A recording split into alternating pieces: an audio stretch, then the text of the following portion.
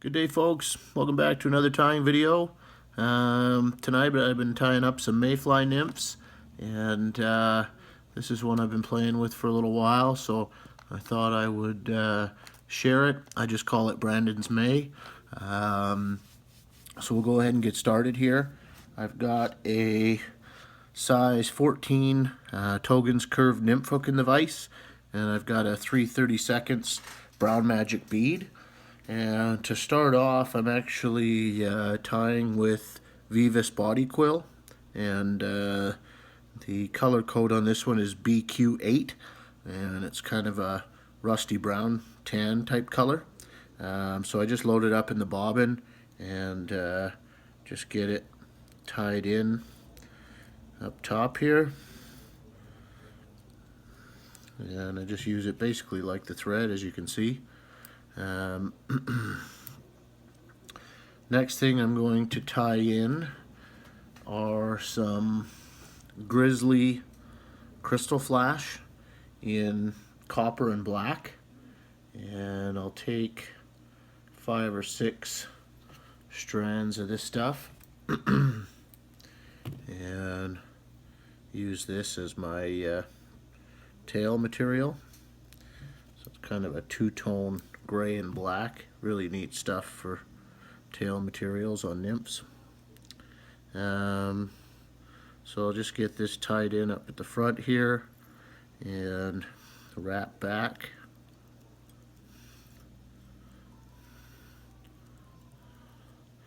Just to the bend there. That looks about right. And I'll give one pull underneath just to prop that tail up. And then I'll just go ahead and trim it to length. You want your tail about roughly the length of the body. Now I've got some small copper ultra wire, and I'm just going to tie this in at the back, but make sure I leave enough hanging out to keep my body nice and even. So you can see it sticking up there. I'll just try to keep it along the side as I wrap over it. It just keeps your body nice and uniform. I'm going to wrap back again.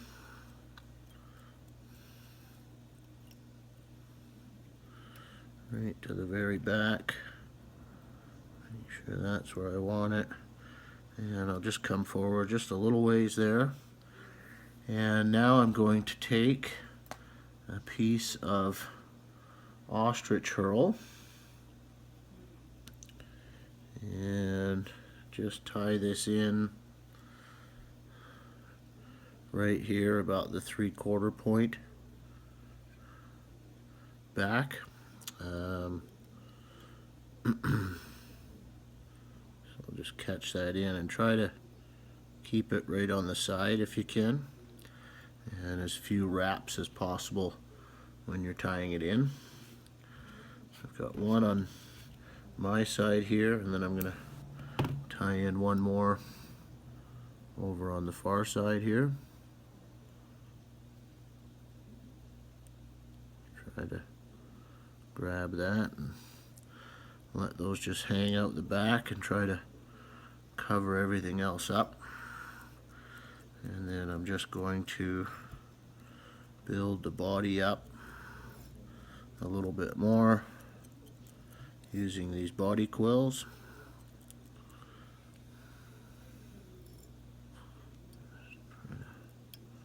Cover that up a little bit more. Not a big deal if there's some showing. Okay, so once you're happy with the body, got a slight taper to it, just bring the body quill up. You can throw a half hitch in if you want. Just do a couple turns here of a whip finish, and we can just disengage the body quill, and then I'll grab some rusty brown 70 denier tying thread and just get that tied in like so. Now what I'm going to do is just take this herl and just pull it forward, trying to keep it tight if you can.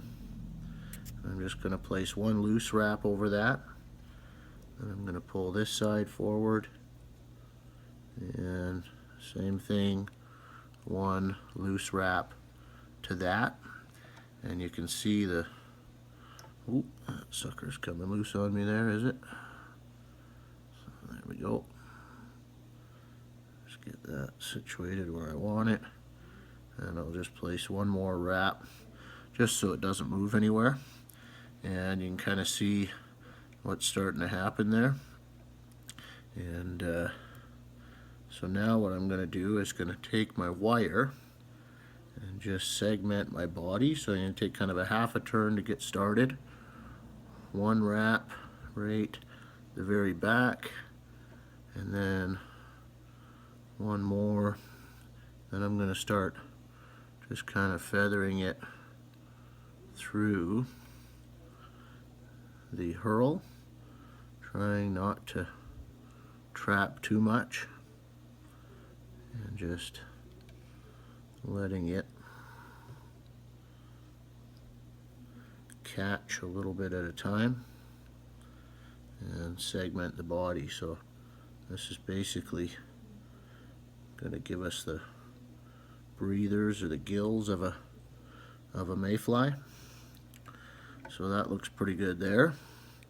Once you get up, you can go ahead and capture your wire. Just make sure that's tied off nice and secure. And we'll go ahead and helicopter that out of there. And then we will trim out our excess hurls. Just clean this up here a little bit.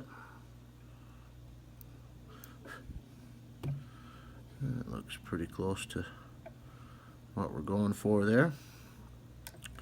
So I'll just tidy this head up a little bit, come back a little ways, and next material we're going to tie in is some brown scudback. This stuff's actually called brown stone, but just a regular brown would do you just fine.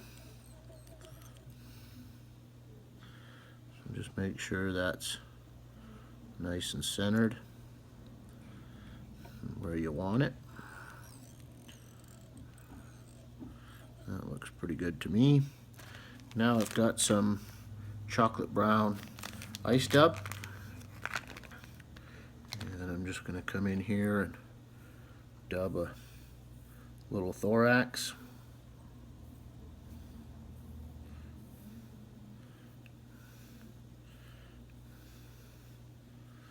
So we'll just come in here, wrap that up. That looks pretty good there. Grab your scud back, stretch that fairly snug, and just capture it. A couple wraps over top, a couple in behind, and because it's a stretchy material, I like to come in and just give it a whip finish before I cut it. Snip out my thread, grab a hold of the scud back, give her a pull, and she'll come out nice and clean. Kind of poke those hurls out a little bit if you can. Make sure they're not trapped too much. Now I'm just going to take a little bit of UV resin on this wing case. Get a drop of it on there. Grab a bodkin and just move it around wherever you like it. Usually like to come back and just touch the body a little bit. That looks pretty good. Give her a zap here. And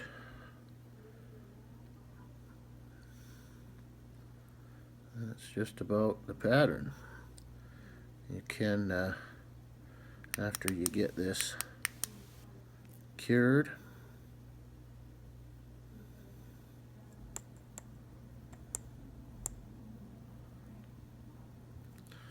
that looks good.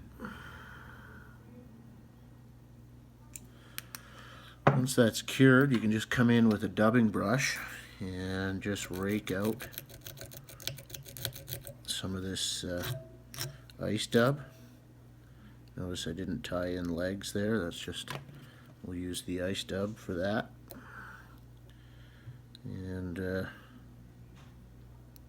that's about all there is to her. So you can see the neat effect that Hurl gives you. If you look at the naturals, they've got the breathers on along the side of the body. This allows you to keep a super slim profile, but also add a little bit of a realistic look to the pattern. So, and it's not too difficult to do either. So that's the Brandyn's May, and hope you enjoyed that video. I know this thing will catch you some fish. It's a wicked little pattern, and I hope you enjoyed it. So thanks again for watching. Give us a thumbs up if you liked the video. Subscribe if you haven't. And until the next one, cheers and tight lines.